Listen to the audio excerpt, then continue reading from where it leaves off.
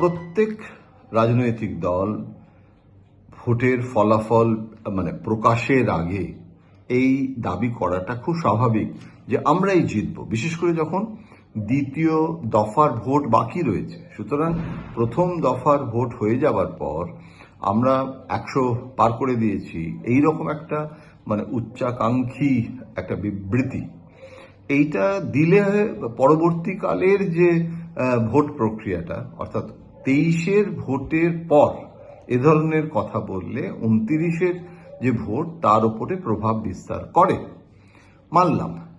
কিন্তু এখানে মূল জিনিসটা হচ্ছে, আমার যেটা মনে হয় যে আমি নিজে আইদার অর এটার জন্যেই হচ্ছে, আমার মনে হয় যে সেটা অবৈজ্ঞানিক সেভাবে বলাটা। তাছাড়া আমি পোলস্টারও নই, সুতরাং জ্যোতিষীও নই, সুতরাং সেইভাবে আমি না বলে আমি যদি বলি যে এখানে একটা স্কুল অফ থট হচ্ছে যে এটা অ্যান্টি ইনকামবেন্সি, যেটা সেই কোন সাংবাদিকতা শৈশব থেকে বলে আসছি যে বেশি ভোট পড়া মানে অ্যান্টি ইনকামবেন্সি। কিন্তু ব্যতিক্রমী কিন্তু সে ঘটনা তারও নজির আছে, মহারাষ্ট্রে আছে, অসমে আছে। অসমে তো হালে মনে হয়েছিল এত ভোট পড়েছে বিজেপির বিরুদ্ধে যাবে, কিন্তু হিমন্ত আবার মুখ্যমন্ত্রী হলেন। সুতরাং এটা অ্যান্টি ইনকামবেন্সির জন্যেই এত ঐতিহাসিকভাবে প্রায় 93% ভোট পড়ছে, এইটা আমার মনে হয় যে এটা ঠিক একটা ইন্টারপ্রিটেশন। কিন্তু আরো দুটো ইন্টারপ্রিটেশন আছে। একটা পপুলার ইন্টারপ্রিটেশন হচ্ছে যে এসআইআর এর ফলে ভোটারদের অনেকে বাদ যাওয়ায় এবং সাবজুডিকেটেড যারা, তাদের মধ্যে থেকে তো 200 হয়নি যাদের এন্ট্রি হয়েছে, এত বাদ চলে যাওয়ায় উচিত অনুচিতের প্রশ্নে যাচ্ছি না, ভোটারের অধিকারের প্রশ্নে যাচ্ছি না। মোদ্দা জিনিসটা হার্ড রিয়েলিটি, কঠোর বাস্তবতাটা হচ্ছে যে বেস যেটা সেটা ছোট হয়ে গেছে। এটা সেই ছোটবেলার আমাদের অঙ্ক, যেখানে আর কি শতকরা ভোটটা বেড়ে যায় যদি তোমার এই ক্ষেত্র যেটা, সেই ক্ষেত্রের যে পরিসর, সেই পরিসরটা যদি ছোট হয়ে যায়। তো এটা ডিনোমিনেটরের ব্যাপার। লব কথাটা ভগ্নাংশের অঙ্কে আমরা খুব ছোটবেলায় পড়েছিলাম, হর আর লব। এখন সেই লব হরের গল্প এখানে আমার মনে হয় সেটা যেমন আর একটা দিক যেটা শতকরা ভোট বাড়িয়েছে।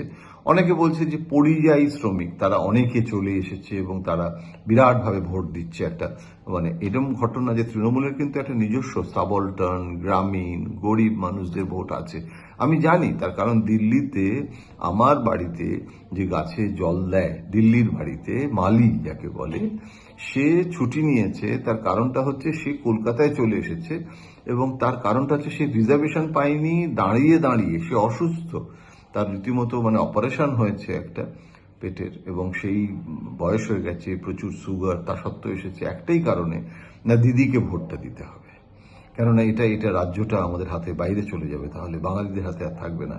এই সেন্টিমেন্টটাও কিন্তু আছে। আমি বলছি না যে এই সেন্টিমেন্টেই ভোট হচ্ছে, অ্যান্টি ইনকামবেন্সি নেই, সেটা আবার অতি সরলীকরণ হবে।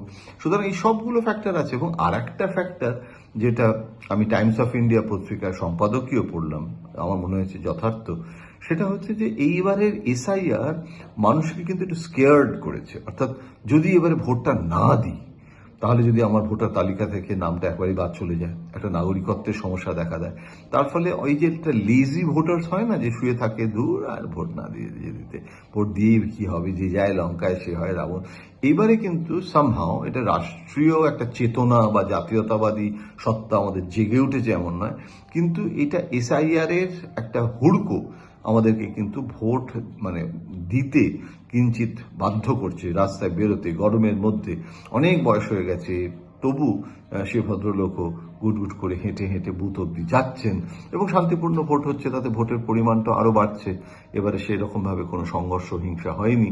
সব মিলিয়ে কিন্তু পার্সেন্টেজ অফ ভোটটা বেড়েছে। এটা একতরফা কোনো একটা দলের হয়ে পক্ষে পড়েছে, এটা আমি কিভাবে, how can I conclude this? If I conclude then I am a political party person. আমার মনে হয় সেটা আমার কাজ নয়।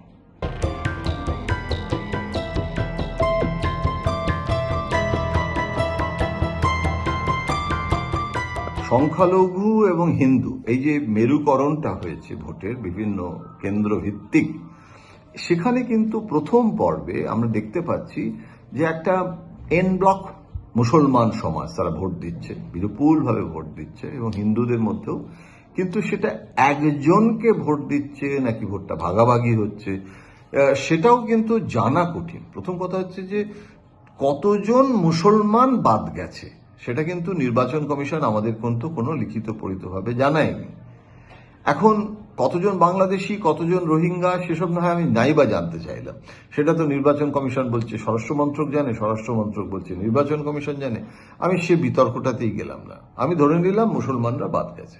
উত্তরবঙ্গে কতজন মুসলমান বাদ গেছে, দক্ষিণবঙ্গে কতজন মুসলমান বাদ গেছে। এবং আমাদের রাজ্যের একটা বৈশিষ্ট্য হচ্ছে, একে তো ঘনত্ব, জনবসতির ঘনত্ব বেশি বর্গক্ষেত্রের অনুপাতে, আবার অন্যদিকে মুসলিম জনসমাজটা কোনো একটা জায়গায়, মালদা কিংবা মুর্শিদাবাদের কয়েকটা জায়গা ছাড়া বিভিন্ন জেলায়, বিভিন্ন নির্বাচন কেন্দ্রে বিভিন্ন রকমভাবে কিন্তু মুসলিমরা ছড়িয়ে আছে। এমনও আছে, এমন পশ্চিমবঙ্গের এমন কেন্দ্র আছে যেখানে মুসলমানরা হয়তো শতকরা 2 ভাগ, আবার এমন জায়গা রয়েছে যেখানে মুসলমানরাই সংখ্যাগরিষ্ঠ। হ্যাঁ, এবং সেখানে কিন্তু যেটা হুমায়ুন কবিরের এলাকা, সেখানে মুসলমান সংখ্যাগরিষ্ঠ, হিন্দুরাই সংখ্যালঘু। সুতরাং এখানে কিন্তু একটা জিনিস বোধহয় বললে আমার দিক থেকে যেটা প্রেজুডিসড মনে হবে না, সেটা হচ্ছে যে মুসলমান সমাজটাকে কিন্তু মমতার বিপক্ষে, মানে ভেঙে দেওয়া একটা, যে তোমাদের জন্য কি করেছে মমতা, সার্চার কমিটির রিপোর্ট দেখো, মুসলমানদের এই অবস্থা, এবং একদিকে বাবরি মসজিদ, কেননা মমতা বেশি হিন্দু হয়ে গেছে। হুমায়ুন কবিরের যে উদ্দেশ্যটা ছিল যে মুসলিম ভোটটাকে ভেঙে নিজের দখলে বেশ কয়েকটা আসন নিয়ে আসা, সেটা যে উদ্দেশ্যেই হোক, তৃণমূল কংগ্রেস বলছে এটা বিজেপির গেম প্ল্যান ছিল টু ব্রেক দ্য মুসলমান ভোট, কেননা বিজেপি তারা মুসলমান ভোট পাবে না। সুতরাং হুমায়ুন কবির, ওয়েসি, সিদ্দিকি, পুরো খেলাটাই হচ্ছে, এই ফরমেশন অফ দ্য মুসলিম পার্টিসটাই হচ্ছে বিজেপির জন্য। আমি সে মানে এতে যাচ্ছি না, সে আলোচনাটাই যাচ্ছি না, কিন্তু একটা কথা বলতে পারি যে হুমায়ুন কবির, তার পেছনে কে আছে সে আলোচনায় না গেলেও সিদ্দিকি এবং হুমায়ুন কবির, ওয়েসি তো পালিয়েই গেল, ওয়েসি বলল যে আমি আর নেই এসবের মধ্যে, আমি উর্দুভাষী মুসলমান, এবং যেখানে এই সমস্ত করছে হুমায়ুন, মানে ওর মনে হয়েছে যে Humayun is not a very serious Challenger. আমি বলবো যে বিজেপি মুসলমান ভোট ভাঙতে ব্যর্থ হয়েছে, আর বিজেপির যদি উদ্দেশ্য না থাকে, তারা যদি খুবই নৈতিকতার বহনকারী দল হয় এবং মুসলমান ভোট থেকে নিয়ে আমাদের কি মাথা ব্যথা, তারা মুসলমান ভোট পাচ্ছে না ঠিক আছে, কিন্তু সেই মুসলমান ভোট, ওখানে সামদাম দণ্ডভেদের কথা যদি ছেড়েও দিই আমি, কিন্তু মুসলমান ভোটটা বরং আরো ইনসিকিউরড হয়ে মমতার দিকে গেছে বলে আমার মনে হচ্ছে। তার কারণ হচ্ছে যে বিজেপির এই যে অ্যাগ্রেসিভ একটা প্রচার, সেই প্রচারটা কিন্তু মুসলমানদেরকে আরো অসুরক্ষিত করে দিয়েছে। এখন হিন্দু ভোটের সবটা কিন্তু বিজেপি যে পাচ্ছে এমনও নয়, কেননা শতকরা 70 ভাগের মধ্যে 60 ভাগও বিজেপি যদি পেয়ে যায়, তাহলেও তো বিজেপি সরকার প্রায় করে ফেলতে পারে, কিন্তু সেটা হচ্ছে না। তা একে তো মমতা বন্দ্যোপাধ্যায়, তিনি গত কয়েক বছর ধরে যেভাবে হিন্দু মন্দির নির্মাণ, হিন্দু ধর্মের কথা বলে চলেছেন এবং মানুষকে বোঝাচ্ছেন যে হিন্দুত্ব এবং বাঙালির হিন্দু ধর্ম এই দুটো আলাদা, এবং বাঙালির স্বামী বিবেকানন্দ, ঠাকুর শ্রী শ্রী রামকৃষ্ণের যে হিন্দু ধর্ম সেটা যত মত তত পথ, এবং সেখানে জগন্নাথের মন্দির, মহাকালের মন্দির, মা দুর্গার, খোদ কলকাতায় নিউ টাউনে একটা দুর্গা মণ্ডপ, এবং চারদিকে কত নামের তালিকার কি দেব। এখন প্রত্যেকটা ধর্মীয় প্রতিষ্ঠানকে অর্থ সাহায্য সব রকম ভাবে মমতা বন্দ্যোপাধ্যায় কিন্তু হিন্দু ধর্মের কথাও একই রকম ভাবে বলেছেন, কি অন্যভাবে নিজেদের দৃষ্টিভঙ্গিটাকে প্রতিষ্ঠা করেছেন। তাতে কিন্তু একটা হিন্দু ভোট যে বিজেপির দিকে চলে যাওয়া, উল্টে Matua vote, Rajbanshi vote, OBC vote অনেকটা বিজেপি কিন্তু হারিয়েছে। তার জন্য দায়ী এসআইআর, এবং এসআইআর এর যে বিরক্ত মানুষ, তার যে অসন্তোষ, তাদের মধ্যেও তো একটা বড় অংশের হিন্দু জনসমাজ আছে। এবং সুতরাং আমি এটা বলবো না যে হিন্দু ভোটটা এন ব্লক বিজেপির দিকে যাচ্ছে, হিন্দু ভোট ভাগাভাগি হচ্ছেই, মুসলমান ভোট ভাগাভাগিটা হওয়ার সম্ভাবনা কমে গেছে বিজেপির আক্রমণাত্মক হিন্দুত্ববাদী রণকৌশলে।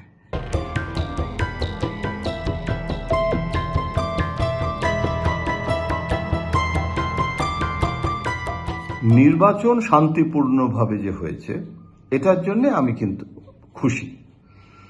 এবং আমি মনে করি যে এটা নিশ্চয়ই নির্বাচন কমিশন, যেহেতু আনুষ্ঠানিকভাবে নির্বাচন কমিশনকে নিয়ে অনেক বিতর্ক থাকতে পারে, বিজেপির একটা বি টিম হিসেবে কাজ করেছে বলে অভিযোগ করেছে তৃণমূল কংগ্রেস। এবং আমরা তো জানি যে কিরকমভাবে এসআইআর নিয়ে ঝঞ্ঝাট হয়েছে, আদালতের কাছে পর্যন্ত মমতা বন্দ্যোপাধ্যায় গিয়েছিলেন, এবং এই যে পুরো জুডিশিয়াল অফিসার, এই পুরো ব্যাপারটাই দেখুন, দিল্লিতে এই সবে বিজেপি ক্ষমতা এসেছে, কিন্তু এসআইআর প্রক্রিয়া দিল্লিতে শুরু হয়ে গেছে। এখন এসআইআর এর জন্য তাহলে 5 বছর বাকি আছে, 2029-এরও আসতে বাকি আছে লোকসভা নির্বাচন। তাহলে দিল্লিতে যদি এসআইআর এর প্রক্রিয়া শুরু হয়ে যেতে পারে, তাহলে পশ্চিমবঙ্গে এত দেরি করে কেন হলো? বিহারে যখন হলো তখনও করলো না, তার উপরেও দেরি করে করলো। এটার মধ্যে কোনো ডিলে ট্যাকটিক্স আছে কিনা, এইসব অভিযোগ উঠেছে। এই অভিযোগগুলোকে এসআইআর এবং নির্বাচন কমিশনের বিজেপি নিয়ন্ত্রণ, প্যারামিলিটারি ফোর্স, আরো অনেক রকমের অভিযোগ রয়েছে নির্বাচন কমিশনকে ঘিরে, সেগুলোতে একটু দূরে সরিয়ে রেখে শুধু যদি শান্তি শৃঙ্খলা, যে প্রশ্নটা তুমি আমাকে করছো, যে শান্তি শৃঙ্খলাকে রক্ষা করা, ভায়োলেন্স ফ্রি বলেছিল, 0 টলারেন্স অন ভায়োলেন্স। বিক্ষিপ্ত দু একটা ঘটনা ঘটেছে, কিন্তু মানে কাউন্ট করা, যেটা সাধারণত ভোট, সেইটা এত বেশি হয় আমাদের পশ্চিমবঙ্গে, এত ফেজে হয়, 2টো মাত্র ফেজে ভোট হলো, একটা বোম পড়লো না, কোনো কেউ আহত হলো না। এটার জন্য নির্বাচন কমিশনকে আমি সাধুবাদ জানাবো, কারণ আনুষ্ঠানিকভাবে নির্বাচন কমিশন দায়িত্বপ্রাপ্ত এবং সেটা হয়নি, সুতরাং সেটা পরিষ্কার দেখা যাচ্ছে। তবে এটা সাধারণ মানুষের মধ্যেও একটা সচেতনতা এসছে, এবং এটা যে ওভারডোজ অফ এই যে বাড়াবাড়িটা, একটা ভয়ের পরিবেশও তৈরি করেছে। তার একটা ভালো দিক আছে, রাস্তাঘাটে যে একটা ভয়ঙ্কর একটা যে ভোটকে কেন্দ্র করে যে একটা অশান্তি বা আবহ, সেটা কিন্তু এবারে দেখা যাচ্ছে না। সেটা নিশ্চয়ই আনন্দ সংবাদ।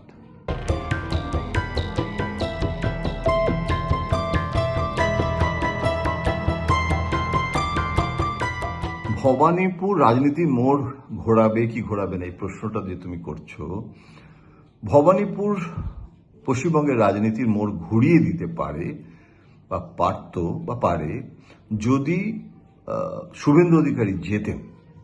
শুভেন্দু অধিকারী প্রার্থী হওয়াতে কিন্তু মোড় ঘুরছে না, এবং ভবানীপুরে যদি মমতা বন্দ্যোপাধ্যায়কে পরাস্ত করতে পারেন শুভেন্দু, এই যে বিজেপির দেশের স্বরাষ্ট্রমন্ত্রী, তিনি এই যে একদম ভবানীপুরে দাঁতে দাঁত দিয়ে পড়ে রয়েছেন, তাতে যদি ভবানীপুরে বিজেপি জিতে যায়, তাহলে নিশ্চয়ই রাজনীতির মোড় ঘুরবে। কিন্তু আমার সেটা মনে হয় না। যেভাবে মমতা বন্দ্যোপাধ্যায়, তার যে রণকৌশল, সেখানে কিন্তু গলিতে গলিতে ভবানীপুরে তিনি যাচ্ছেন, মানুষের সঙ্গে দেখা করছেন, আবাসনগুলোতে গিয়ে প্রত্যেকটা ফ্ল্যাটের মানুষের সাথে দেখা করছেন। এই স্ট্র্যাটেজিটা কিন্তু হচ্ছে একটা অন্য ধরনের আউটরিচ করার রণকৌশল। এটা কিন্তু রোড শো করে শুধু হয় না, এবং সারা বছর ধরে যিনি ওখানে থাকেন, ওখানকার সমস্ত মানুষের সমস্যার কথা তিনি শোনেন, এবং শুধু বাঙালি নন, ওখানে কিন্তু পাঞ্জাবি, গুজরাটি, মারোয়াড়ি, এবং মমতা বন্দ্যোপাধ্যায় বারবার বলছেন যে এখানে যারা আছেন, যারা আনুষ্ঠানিকভাবে বাঙালি নন, কিন্তু তারাও কিন্তু পশ্চিমবঙ্গবাসী, এবং তাদেরকে আমি বাঙালির চেয়ে কিছু কম বাঙালি বলে মনে করি না। তাদেরকে নিয়ে কোনো সমস্যাই নেই, তারা আমাদের সঙ্গেই আছেন। সমস্যাটা হচ্ছে আউটসাইডার, অর্থাৎ বাইরে থেকে এসে যারা এখানে খবরদারি করতে চাইছেন। মমতার লড়াইটা সেই আউটডোর বনাম ইনডোর। ভবানীপুরের যারা অবাঙালি বা হিন্দি ভাষী, তারা কিন্তু ওই ইনডোরের মধ্যেই কনস্টিটিউয়েন্সিটি আছে। এখন সেই জন্য আমার মনে হয় না যে ভবানীপুর একটা রাতারাতি একটা কোনো বদল করে দেবে রাজনীতিকে। বদল করতে পারত যদি মমতা বন্দ্যোপাধ্যায়কে হারানো সম্ভব হতো আনুষ্ঠানিকভাবে। এখন আমি বলতে পারি না, যেহেতু ভোটের রেজাল্ট বেরোয়নি, যে মমতা বন্দ্যোপাধ্যায় জিতবেন বা জিতছেনই বা জিতে গেছেন, তাহলে সেটা হয়তো পক্ষপাত দুষ্ট মনে হতে পারে। কিন্তু আমার রাজনৈতিক বিশ্লেষণ বলছে যে ভবানীপুরে মমতা বন্দ্যোপাধ্যায়ই জিতবেন।